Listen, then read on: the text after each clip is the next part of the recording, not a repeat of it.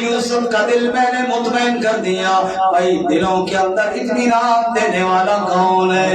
دلوں پر اختیار رکھنے والا کون ہے؟ آج دنیا والوں نے دیکھا صدیوں بعد سمندر کی لہروں کے اندر چند نوجوان ہیں.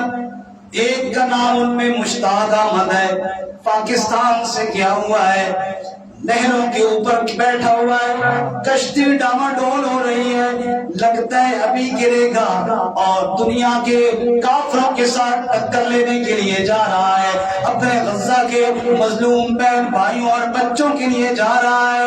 ہر طرف مخالفت ہی مخالفت ہے، دور دور تک پانی کے علاوہ کچھ نظر بھی کوئی نہیں آتا. 20 دن اور 20 راتیں وہ کشتی کے اوپر گزارتا ہے، آگے دشمن کے ہاتھوں لگ جاتا ہے. ہم حیران ہوتے ہیں کیسے یہ سارا کچھ ہو گیا. سنیے اس کا آخری بیان. وہ آخری بیان میں کہہ رہا ہے اوے لوگوں، میرے دل کے اندر رب نے نور ڈال دیا ہے، خوف میرے دل سے نکل گیا ہے، ایسا تسلی اور سکون مجھے مل گیا ہے، مجھے کسی چیز کا ڈر نہیں رہا. یہ کیسے نہ ہو؟ اللہ کریم کہتے ہیں یوسف کو کنویں کے اندر تسلی دینے والا بھی اللہ تھا.